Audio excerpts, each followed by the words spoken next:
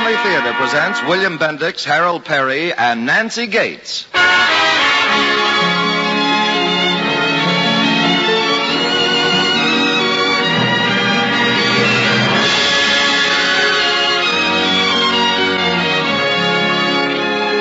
From Hollywood, the Mutual Network, in cooperation with Family Theater, presents The Fable of the Perfect Princess, starring William Bendix, Harold Perry, and Nancy Gates. To introduce the drama, here is your host and narrator, William Bendix.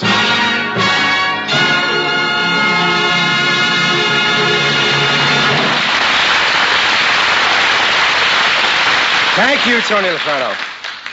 Family Theater's only purpose is to bring to everyone's attention a practice that must become an important part of our lives if we are to win peace for ourselves, peace for our families, and peace for the world.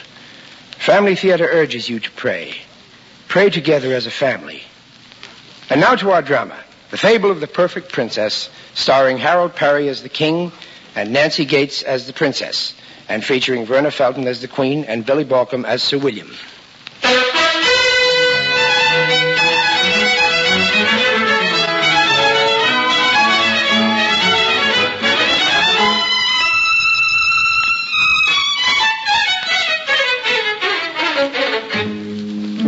Once upon a time, in a far-off country, a baby was born. Nothing so strange about that, you might say, and you'd be right, except that this baby was the firstborn of a very important king. Would you like to see your heir, Your Majesty? Ah, yes, my queen. Cute little Dickens, isn't he? Gitchy, gitchy. Here, let me hold the little tot. Oh, careful. You know, I think I'll name him after me, Albert II. Be as fine a king as I am. But, Your Majesty, didn't you know this child will never be king? No? Gitchy, gitchy. No, it's a girl. A girl? Well, that's nice. A girl.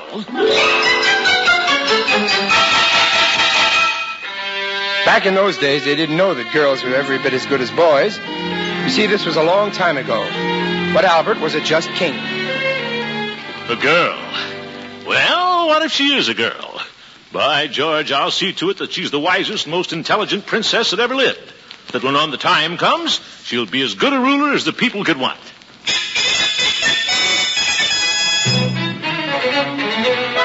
And King Albert was true to his word. Through the years that followed, only the greatest teachers were hired to instruct the beautiful Princess Diana. In music, in mathematics, and in all the other arts and sciences. And she was an excellent student. In fact, she was as beautiful as any girl had ever been, and much more intelligent. And whenever a grand ball was held, knights would come hundreds of miles to pay their respects and have a try at capturing her heart. But no matter how hard they tried, not a one of them ever did. Till one night... And this, Your Majesty, is... Oh, yes, of course. Sir Humphrey. Oh, you remember me, Your Majesty? Well, of course I do. We met 3 years ago at my 18th birthday party. I believe you had a slight cold then. I do hope you're fully recovered. Why, yes, I did. Thank you very much. And, Sir Glidden, Your Majesty. Most certainly. How'd you do, Your Majesty? I think the occasion was the grand ball 8 years ago. I heard about your accident, Sir Glidden. You fell from a bridge in full armor. How are you feeling? Well, aside from a slight ringing sensation, quite well, thank you. I'm flattered that Your Majesty should remember me. And, Sir William, from one of the Western Kingdom. Howdy, ma'am. Sir William, wasn't it... Oh, no, ma'am. You've never met me. Well, then I'm pleased to have this opportunity. It's mutual, I'm sure. Well, if you'll excuse me, I'd better be getting along. Goodbye, Glad, Hump. It's nice meeting you, Princess. I say, he seems rather to be leaving. What an extraordinary thing to do. Well, from all accounts, Your Highness, Sir William is not a very ordinary young man. No, he certainly isn't.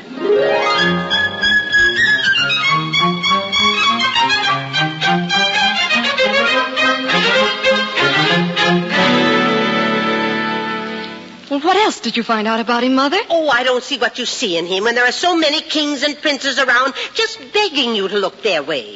That's just it. He's so different. He's the first man I've met since I was 15 who, well... Hasn't proposed? Well, maybe he's married. That's what you'll have to help me find out. I don't know about this. Oh, please, Mother. What do you want me to do? Well, he knows me, but he doesn't know you. So, if you'll just go out.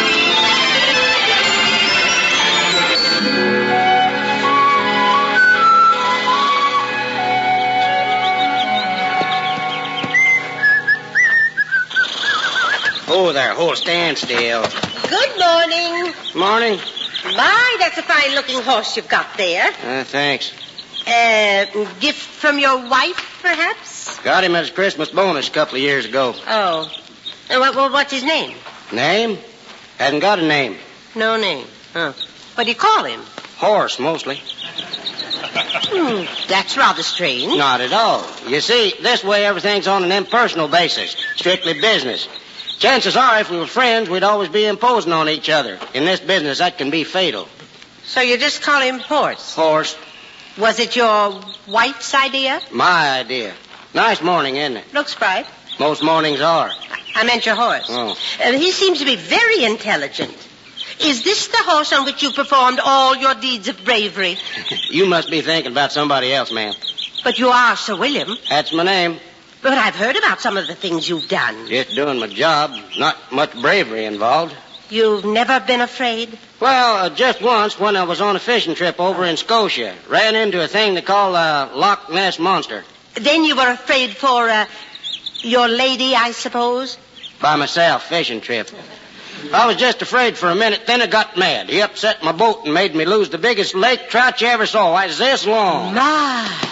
Someday I'm going to go back and knock his teeth out. The fish? No, the monster. Oh. Well, I suppose the tail would make a fine prize for your lady. No, You don't have a lady? The thing didn't have a tail. Oh. I seem to remember it having a head at each end. Well, I suppose you could take back something to your wife or sweetheart. He had horns, didn't he? All over. Well, one of them would make a nice trophy for a loved one. Well, maybe, but I don't really have any loved ones. No wife or anything? Nope. Oh, that's splendid. Well, what do you mean? Look, ma'am, I don't mean to be rude, but don't you think you're a little too old for me? Oh, my heavens. I wasn't thinking of myself, Sir William. I was speaking for the Princess Diane. Princess Diane? She wants you to wear her colors at the royal jousting matches next Saturday. Wear her colors? Mm-hmm. No, ma'am. I couldn't do that. Oh, but any knight in the kingdom would give his right teeth to wear her colors. No, she's too perfect for me. You see, come a little closer, will you? I don't want this to get around too much. No, of course. What is it? I'm not a very good knight. No? Let me explain it to you. You see,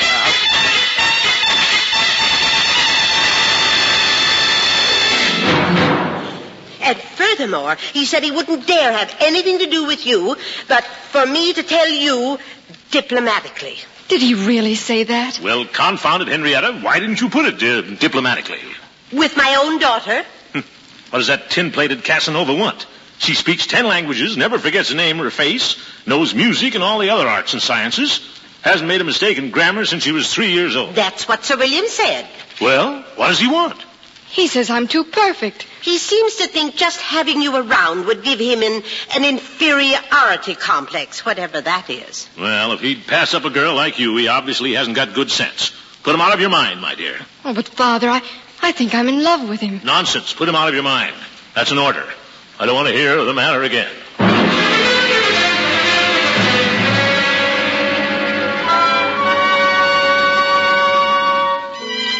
The Princess Diane was an obedient girl, and so she tried very hard to put Sir William out of her mind.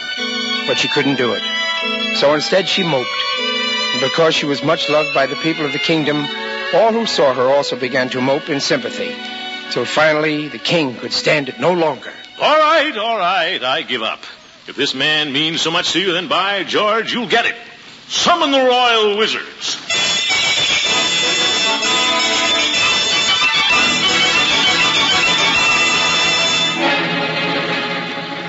Well, you all know the problem, fellows.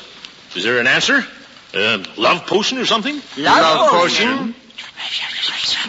Well? Your Highness, with respects to you, there's no such thing. It's just not true. No such thing. No, miss. From the way it looks, they're only found in storybooks. Well, is there some other way? Oh, yes, there must be some other way. Other way?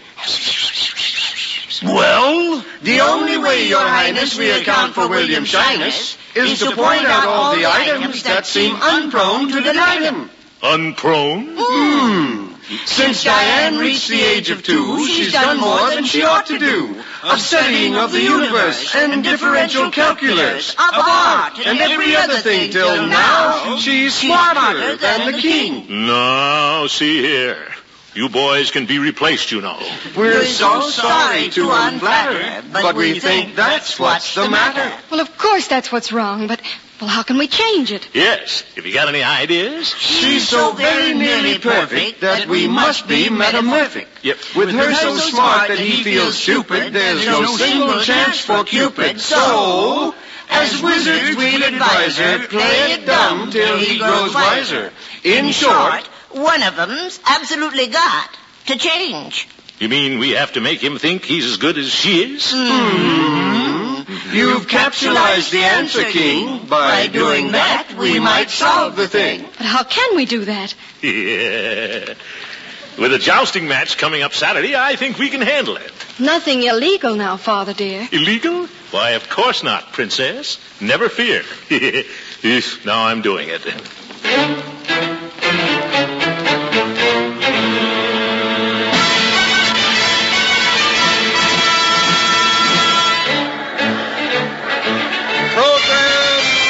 Programs, get your programs for the jousting matches. Programs here. Come on, Father, we'll miss the start. You go on, my dear. I want to have a word with your mother. All right, but hurry. Henrietta, you go to the field master and tell him that I want Sir William to fight first, and then the winner to meet all the comers. All comers? No human being could. Keep your voice down. He'll fight every night here. But there are 25 of the best. He can't. Of course he can't unless he gets some help. Here, take this money and pay every night but Sir William to lose. Oh, a jousting fix. Exactly. If this doesn't make him feel perfectly good enough for our daughter, I'll eat my crown. Coming, Father? Hurry along, Henrietta. I'm coming.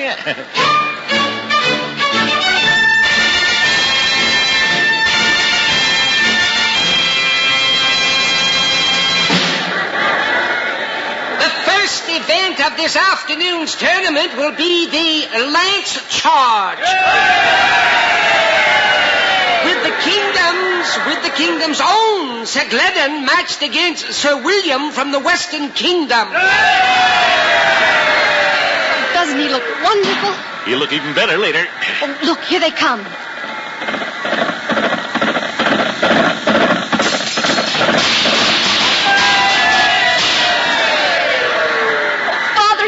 Sir William won. Yeah. The winner of the first match, Sir William of the Western Kingdom, who will now be matched against Sir Newton Suttonfield in...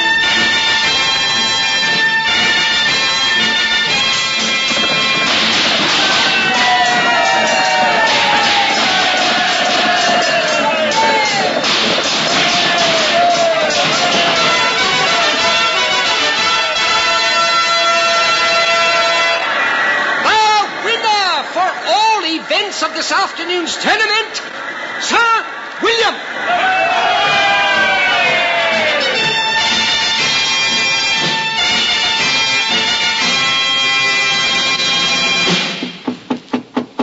Diane? Come in.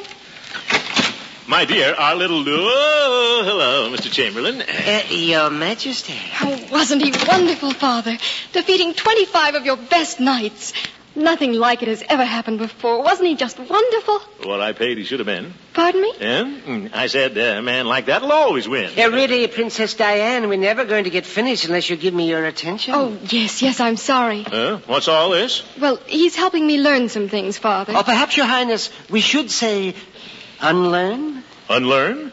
Oh, no, as I like that. Well, it was Mother's idea. That reminds me, you haven't seen the Queen. Oh, indeed I have. Nice-looking woman. I meant this evening. Oh, this evening. No, Your Highness. Is she missing? Haven't seen her since the matches. Nothing to worry about, though. I'll go see if she's back yet. You get on with what you were doing. Yes. Now we'll try a terrible thing, a very imperfect, a plural first-person pronoun with a singular verb. Now, after me. We was. We was. Again? We was. Sounds positively horrible. Now we'll try it with a double negative. Now then, we wasn't doing nothing. We wasn't doing nothing. Oh, that's terrible. Here. Is that what you mean by unlearning? I'll not have it. That's one thing up with which I refuse to put. Oh, but Father, it will prove to Sir William that I'm... You don't. Just leave it to me. Now, I'll see that you get this young man without having to stoop to such skullduggery? Exactly. Skullduggery. You just leave it to me. We wasn't doing nothing. After the education she's had. Albert! Henrietta, where have you been? You didn't do your job too well, my dear. Some of our boys put up too good a fight. Pretty near beat him a couple times. Here's your money. My money? Not one of our boys would take a bribe. Sir William beat them all by himself. What?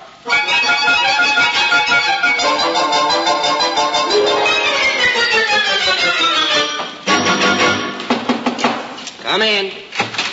Well, good evening, Sir William. I hope I'm not intruding. Oh, no, of course not, Your Highness. Come on in. Make yourself at home. Thank you. Now, look, Sir William. Yeah? Just what is it you don't like about my daughter? I beg your pardon? You know what I mean. You wouldn't wear colors at the matches today. Why, confound it, when a princess asks tonight to wear colors, it's almost tantamount to a proposal of marriage. Well, yes, sir. I know that. Well, you'll never find a better woman if I do say so myself. What do you want? Egg in your... Now, just a minute, Your Highness. Don't misunderstand me. I think your daughter's all you say she is. She's the most beautiful princess I've ever seen, and without a doubt, so gracious and intelligent, she's almost perfect? That's it. The Princess Diane's wonderful, and I think I'd fall in love with her if we spent any time at all together, but hang it all, would you want to marry a perfect woman? Now, you see what I mean? Just wouldn't work out. Will you excuse me? I'd like to talk this over with some friends of mine.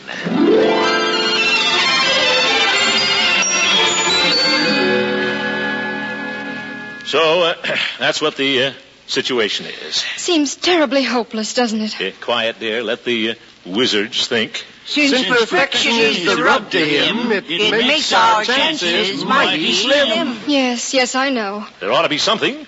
She's no more perfect than I am. You need not go to such extremes. She's much more perfect, so it seems. Yep. Wait a minute. If he really thinks he isn't a good knight, then we could tell him I've got poor judgment because I think he's an excellent knight. No, it's not good enough. Aha! By gum, we've seen the light.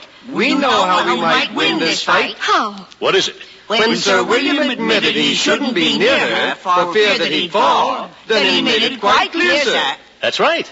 All we have to do is get them together for a while. Oh, but how can we do that? How?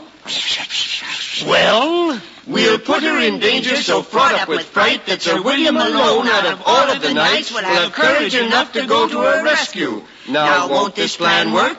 Now, won't it? We ask you. Oh, yes, it sounds wonderful. We'll have to make me seem helpless, absolutely helpless. Nothing really dangerous, you understand. Oh, there'll have to be some danger, Father. Well, letting him feel masterful won't hurt a bit either. Let's get our heads together and come up with something really awful.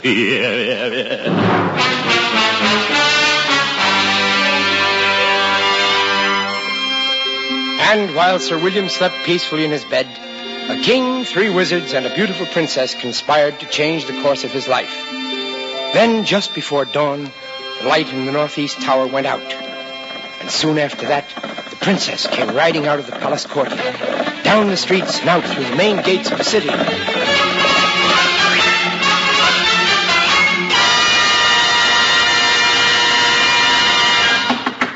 Sir William, please open the door. I'm coming. Wait a minute. Hurry!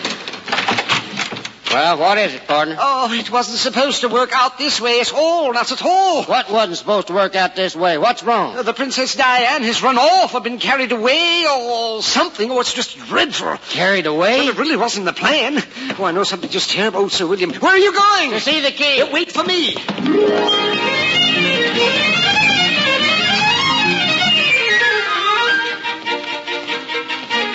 And that was the plan these wise men and I had thought up. But she didn't use it. She said it wasn't dangerous enough. Pretty low trick. She left this note. It's not so long. It only mentions where she's gone. Gong? Let's see. Says she's gone to the Valley of the Dragon. But there's no such thing as a dragon. That's right. On that we all agree. A dragon simply could not be. Then what's all excitement about? Tell him, fellows. Alas, though science tends to show the dragon theory's just not so, one dragon doesn't know this fact. Therefore is alive and quite intact. How about it, Sir William? Will you bring her back? I'll see that you get the richest reward you can think of. Well, that's really not necessary. You'll go then? Yeah, I'll go, but there isn't any such thing as a dragon. They simply don't exist. Uh-huh.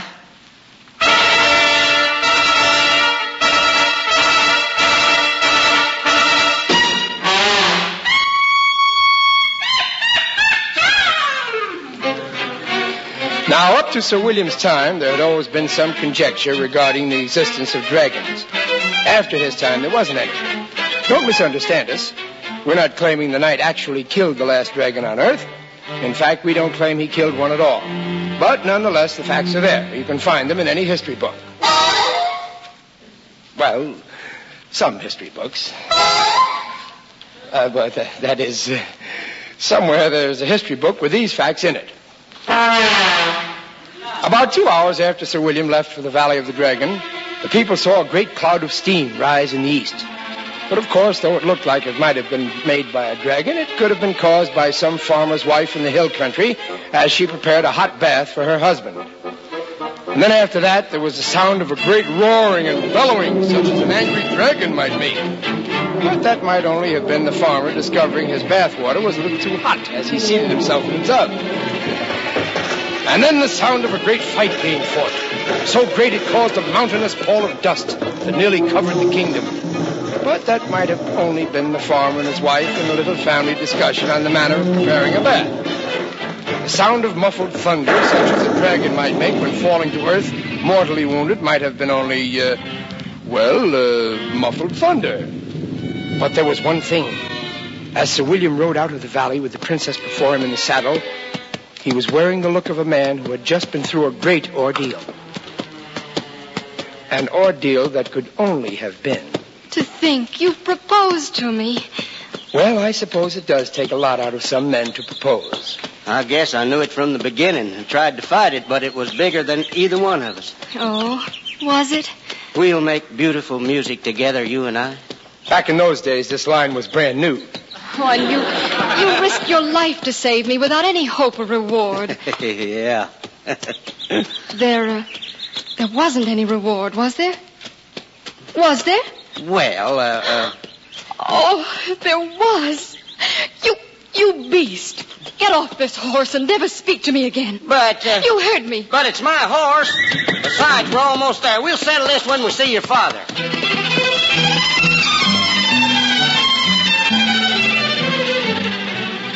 In those days, good news traveled fast. In fact, almost as fast as bad news does today. So as the knight and Princess Diane rode into the palace grounds, they found a great celebration awaiting them.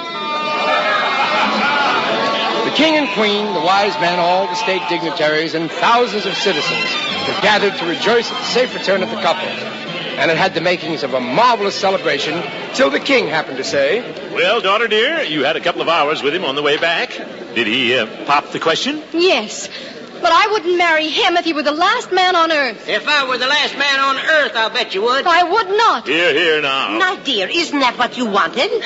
He only saved me for the reward. The beast. Ooh, everything happens to me. I refuse to take any reward. I absolutely refuse. Tut, hold on, wait just a minute. We've got a thought. Let's see what's in it. Well, spit it out, fellows, and it better be good. We'd rather whisper what we've got. It's the best idea we've ever thought. What is it? Well, Yeah. and That's right. Your Highness, Don't listen to him, Father. Yes, Sir William? you promised me the finest reward I could think of for rescuing your daughter. That's true. All right, sir. I ask for your daughter, the hand of Diane, in marriage.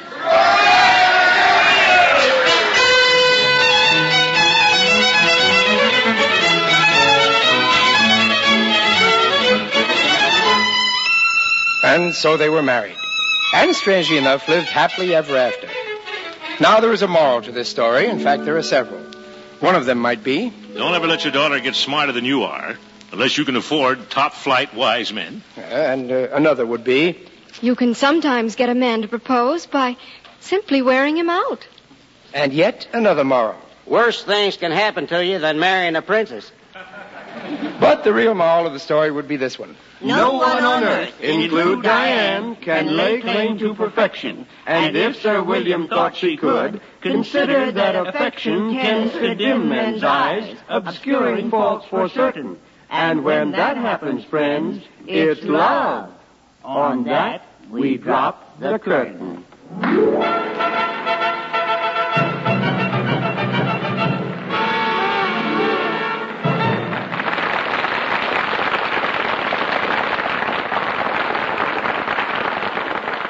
Thank you. And this is Bill Bendix again.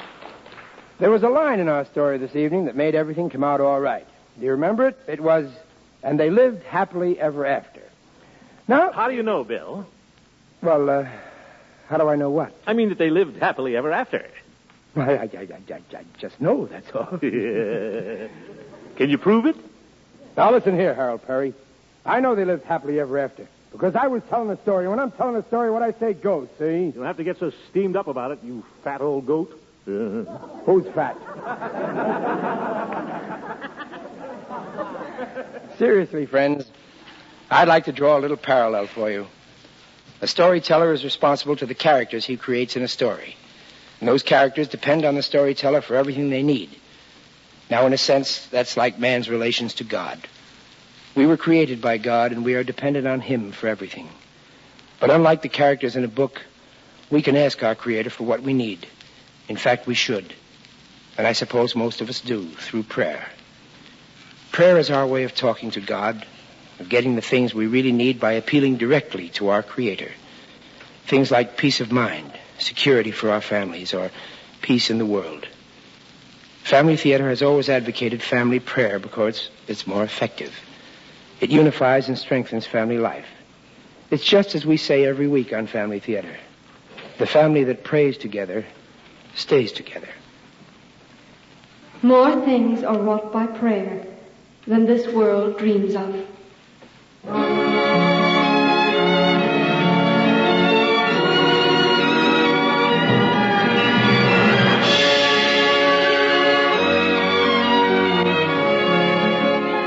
From Hollywood, Family Theater has brought you William Bendix, Harold Perry, and Nancy Gates in The Fable of the Perfect Princess. Others in our cast were Verna Felton, Billy Baucom, Howard McNear, Junius Matthews, Bob O'Sullivan, and George Taylor. The script was written by Robert Hugh O'Sullivan, with music composed and conducted by Harry Zimmerman, and was directed for Family Theater by Joseph F. Mansfield. This series of Family Theater broadcasts is made possible by the thousands of you who feel the need for this type of program, by the Mutual Network, which has responded to this need, and by the hundreds of stars of stage, screen, and radio who give so unselfishly of their time and talent to appear on our Family Theater stage. To them and to you, our humble thanks. This is Tony Lofrano expressing the wish of Family Theater that the blessing of God may be upon you and your home, and inviting you to join us next week when Family Theater will present Roddy McDowell, Ruth Hussey, and Lois Butler in Lullaby of Christmas. Join us, won't you?